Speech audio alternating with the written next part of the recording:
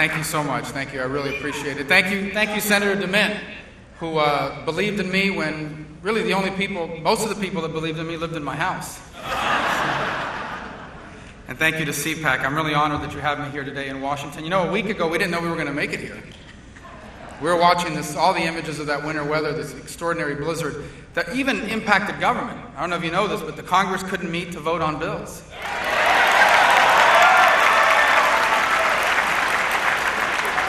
The regulatory agencies couldn't meet to set new regulations either. And the president couldn't find anywhere to set up a teleprompter to announce new taxes.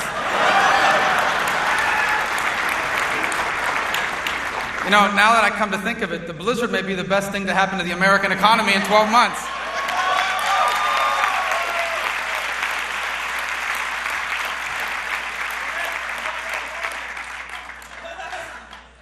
I also want to take a moment and recognize all of you folks that came up from Florida that are here today. I know I saw some of the young Republicans from the University of Central Florida here, and I wanted to recognize them. Thank you. And finally, my wife was able to join us here today. See, I told you people really come to my speeches. You know, as I reflect on this campaign, not to mention all the opportunities that I've had in my life, it often reminds me of my grandfather. My grandfather was an enormous influence on me growing up. He was born in 1899 to a poor rural family in Cuba. When he was a very young man, he had polio, and it permanently disabled him. So he couldn't work the farm, and so they sent him away to school. In fact, he became the only member of his family that can read. And he would read anything and everything he could. Now, when I was growing up, my grandfather lived with us. And on many days, I would sit on the porch of our home and listen to him tell me stories about history, about politics, and about baseball as he puffed one of his 3 daily cigars. Now, it's been over 27 years since I sat on that porch. And so all the details of the things he told me are not as clear as they once were. But there's one thing I vividly remember. It was a powerful sentiment that he wanted to make sure I understood. And that was this, that because of where he was born and who he was born to, there was only so much he was able to accomplish. But he wanted me to know that I would not have those limits, that there was no dreams, no ambitions, no aspirations unavailable to me. And he was right. See, I was not born to a wealthy or connected family, and yet I have never felt limited by the circumstances of my birth. I have never once felt that there was something I couldn't do because of who my parents were or weren't. Now, why is it that I've been able to accomplish the things that my grandfather could not? Why did my dreams have the chance that his didn't? And the answer is simple. Because I am privileged. I am privileged to be a citizen of the single greatest society in all of human history.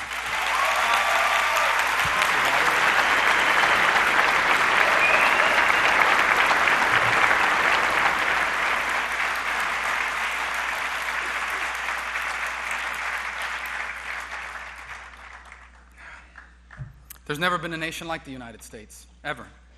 It begins with the principles of our founding documents.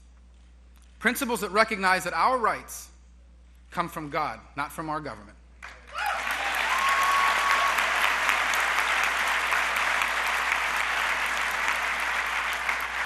Principles that recognize that because all of us are equal in the eyes of our Creator, all life is sacred at every stage of life.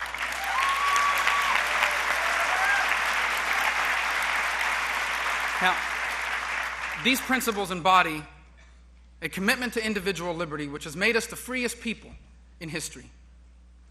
They also made possible our free enterprise economy, which have made us the most prosperous people in history.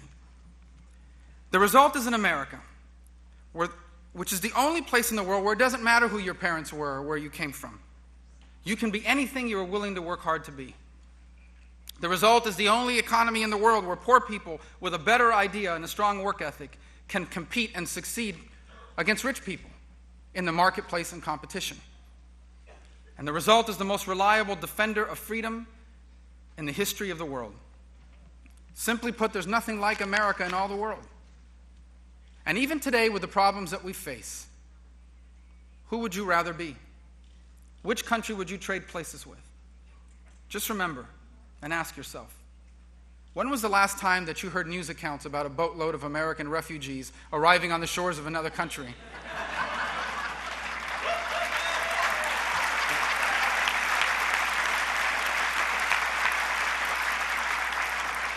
And yet there have always been those that haven't seen it this way. There have always been those that don't recognize this. They think that we need a guardian class in American government to protect us from ourselves. They think that the free enterprise system is unfair, that a few people make a lot of money and the rest of us get left behind. They believe that the only way business can make its money is by exploiting its workers and its customers. And they think that America's enemies exist because of something America did to earn their enmity. Now, the problem is that in 2008, leaders with this worldview won elections. And now, they know that the American people will never support their vision of America. So instead, over the last 12 months, they have used a severe economic downturn, a severe recession, as an excuse to implement the status policies that they have longed for all this time.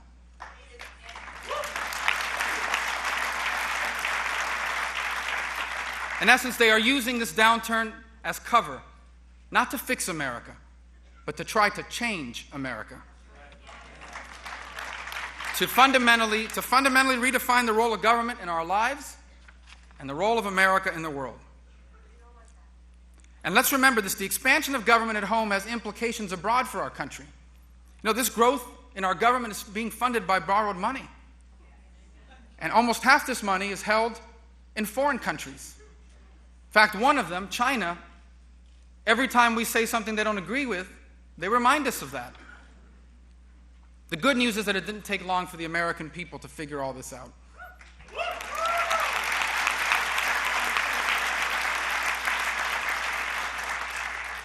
And now, as we near these midterm elections, what the American people are looking for is very clear.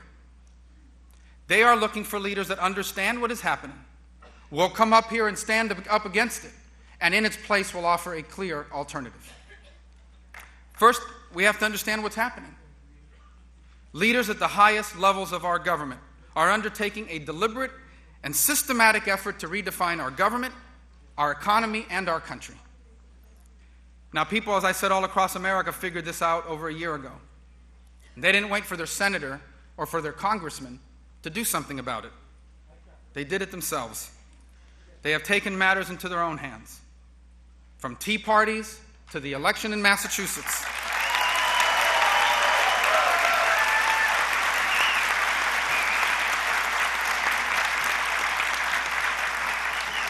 From tea parties to the election in Massachusetts, we are witnessing the single greatest political pushback in American history.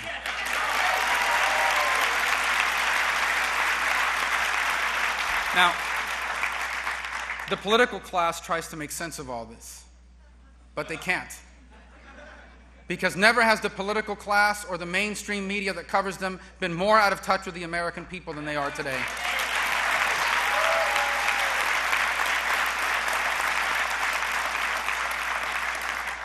You see, 2010 is not just a choice between Republicans and Democrats.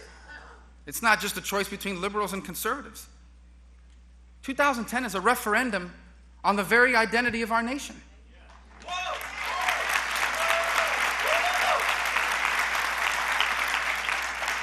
And the issues are so big, so consequential, so generational, that many of the old rules of political engagement will not apply.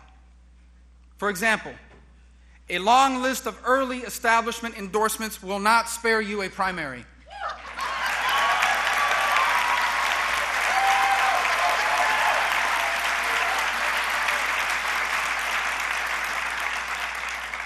Clever one-line slogans aren't going to spare you the need to discuss policy issues in detail.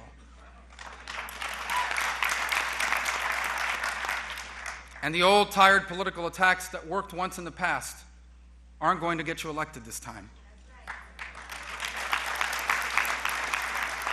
And the reason is simple. Because people get it. Because they understand that if we get this wrong, there may be no turning back for America. That's why the second thing leaders want, that's not the second thing that people want, are leaders that will come here to Washington, D.C., and stand up to this big government agenda, not be co-opted by it.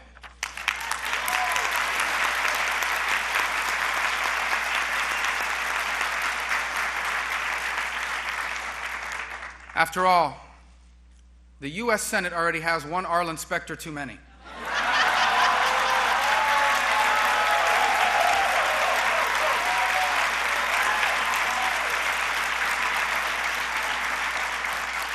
And after all, America already has a Democrat Party. It doesn't need two Democrat parties. Now, look, it's true, Americans do want leaders that will come to Washington, D.C. and work together to get things done. But that comes with a very important caveat. It depends what they're trying to do. If they're working to lower tax rates and simplify the tax code, they want us to work together. If they're working to get control of a runaway federal debt and annual deficits, they want us to work together. If they're working to defeat radical Islam and the threat that it poses through terrorism, they want us to work together.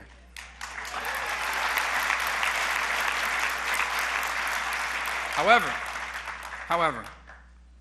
if the goal is to abandon America's free enterprise economy, if the goal is to convert America into a submissive member of the international community, if the goal is not to fix America, but to change America, then they want leaders that are going to come up here and fight it every step of the way.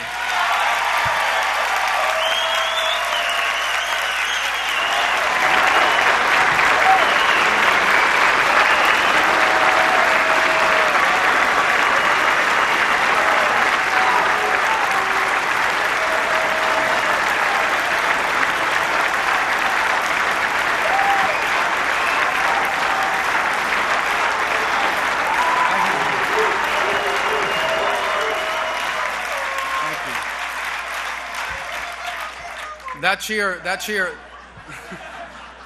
I don't know what that one was, but that Marco cheer always worries me because I'm always afraid someone's going to start screaming polo and then it'll mess up the whole...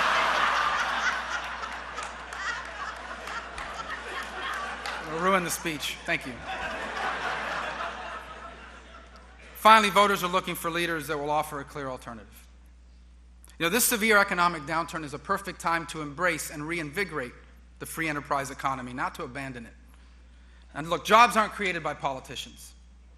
They're created by people who are willing to use their money to start a business or expand an existing one. And what they're looking for are clear signs from Washington that Washington is serious about pro-growth policies, about controlling spending, and about ending the practice of monetizing our budget shortfalls. So here are a few measures that I think will help change or send that signal. Let's reform the tax code and reduce tax rates across the board.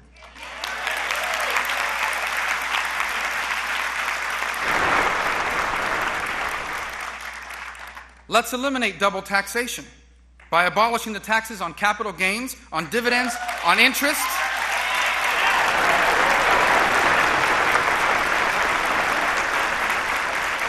And while we're at it, let's eliminate the one on death, too.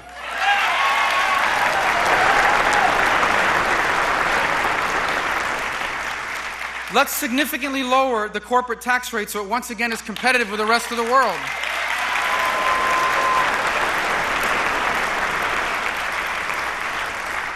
Let's stop big government energy mandates like cap and trade and instead trust the American innovator to make us energy independent.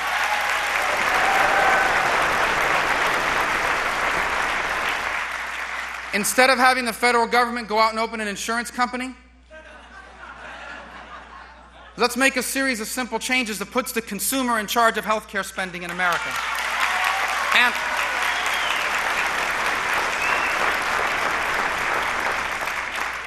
And while we're at it, let's pass some lawsuit abuse reform as well.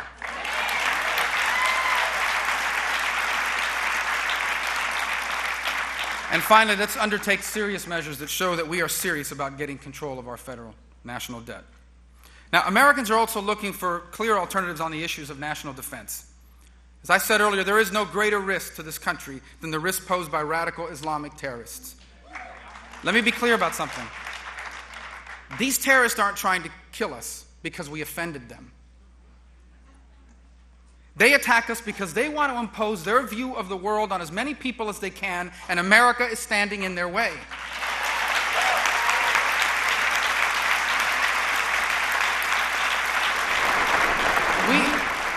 We need to make it unmistakably clear that we will do whatever it takes, for however long it takes, to defeat radical Islamic terrorism.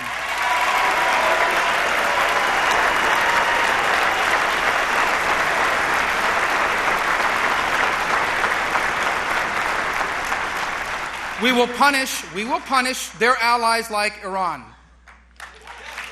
And we will stand with our allies like Israel.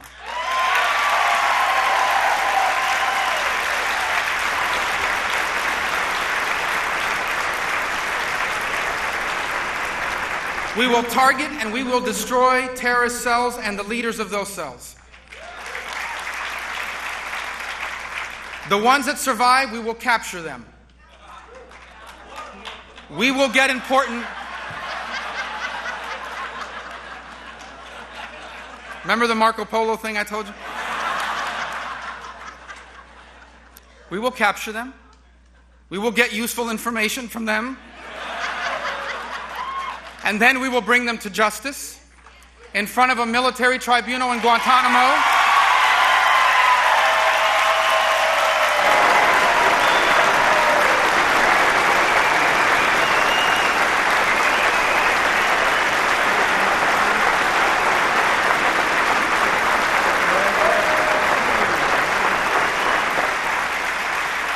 As I said, in front of a military tribunal in Guantanamo, not a civilian courtroom in Manhattan.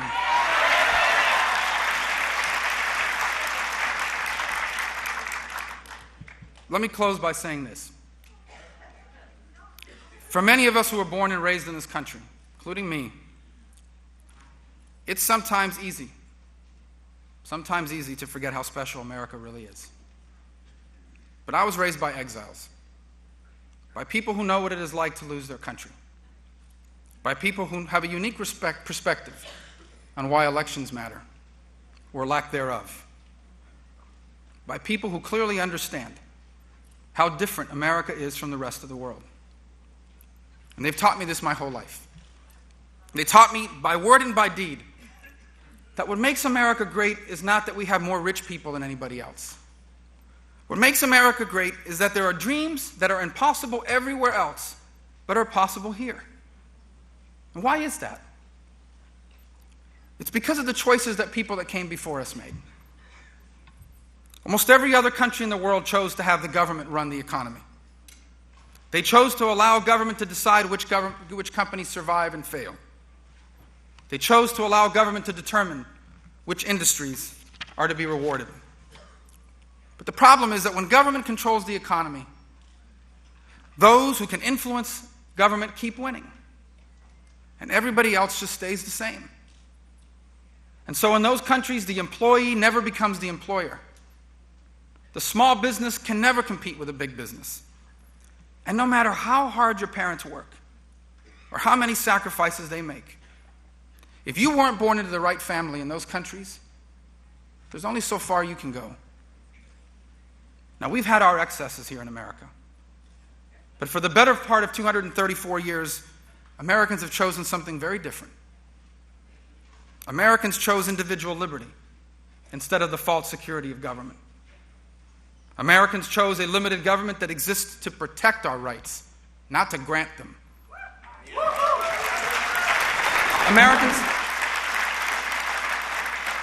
Americans chose a free enterprise system designed to provide equality of opportunity, not compel equality of results. And that is why this is the only place in the world where you can open up a business in the spare bedroom of your home. That is why this is the only place in the world where a company that started as an idea drawn out on the back of a cocktail napkin can one day be publicly traded on Wall Street. That's why this is the only country in the world where today's employee is tomorrow's employer. And yet, there are still people in American politics who, for some reason, cling to this belief that America is better off adopting the economic policies of nations whose people immigrate here from there. Now, they have the right to believe whatever they want. But I do not have that option. You see, I'm one generation removed from a very different life. My mother was one of 7 sisters born to my grandfather that I talked about earlier, born to very humble parents who struggled every day. My father had it even tougher. His mother died when he was only 6 years old. And the day after her funeral, he went to work selling coffee in the streets of Havana with his father, and as best I can tell, he worked from then on for 70 years. They came to America with virtually nothing. No English, no money, no friends. Only the strong determination to provide their children all the opportunities they never had. My mom worked as a cashier, a factory worker, a maid, and a Kmart stock clerk. My dad primarily as a bartender. Both of my parents worked jobs so their children could have careers. And their life was never easy. How many nights did I hear the keys of my 70-year-old father at the door as he came home after another 16-hour day? How many mornings would I wake up and run into my mom, who was just coming home from the overnight shift as a stock clerk at Kmart?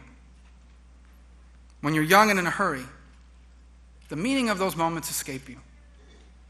But as the years go by, and as my own children get older, I understand it now.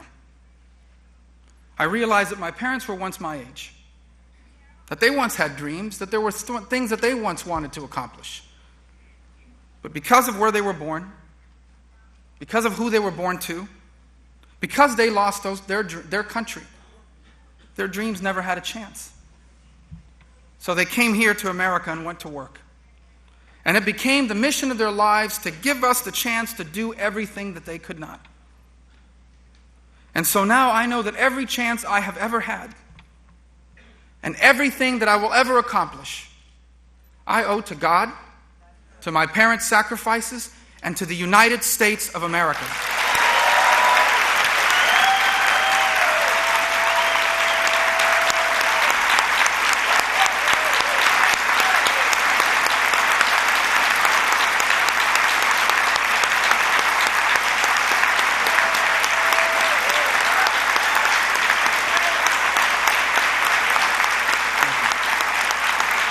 See, my parents never achieved wealth or influence. But their hard work opened doors for their children that had been closed for them. And so to me, their story is the very essence of the American miracle. It is a story that is rare in the world. And yet it is common here. It is common here because those that came before us chose to live in a free society. It is common here because those who came before us chose free enterprise. But now our leaders are asking us to choose something very different. They are asking us to abandon the things that separate us from the rest of the world. Those that came before us made their choice. And now, you and I must make ours. Now I must decide, do I want my children to grow up in the country that I grew up in? Or do I want them to grow up in a country like the one my parents grew up in? Now you must decide. Do you want your children to inherit your hopes and your dreams? Or do you want them to inherit your unfulfilled and unresolved problems? And so now we must decide. Do we want to continue to be exceptional? Or are we prepared to become like everybody else? It's a clear choice between two very different futures. And the task this year for us is to make sure that Americans choose the right one. You see,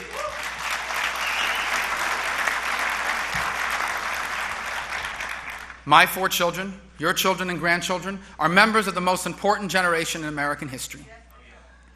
If we succeed in convincing the American people to follow us, theirs will be the most prosperous generation in the history of our country. But if we fail, they will be the first to inherit a diminished nation. The final verdict on our generation will be written by Americans who haven't even been born yet. let us make sure that we made the right choice. That in the early years of this century, faced with troubling and uncertain times, there were those who believed that the great American story had run its course. But we did not agree. Fear did not lead us to abandon our liberty. Uncertainty did not lead us to abandon the entrepreneurial spirit. We fought for and held on to those things that made us exceptional. And because we did, there was still one place in the world where the individual was more important than the state. Because we did, there was still at least one place in the world where who you come from does not determine where you get to go. Let us ensure that history's record of this time is clear. That like those Americans that came before us, we rose to face the challenges of our time. Like those Americans who came before us, we made the right choice. And because we did, at least for one generation more, the American miracle lived on. Amen. Thank you all, and God bless you. Thank you for having me. Thank you.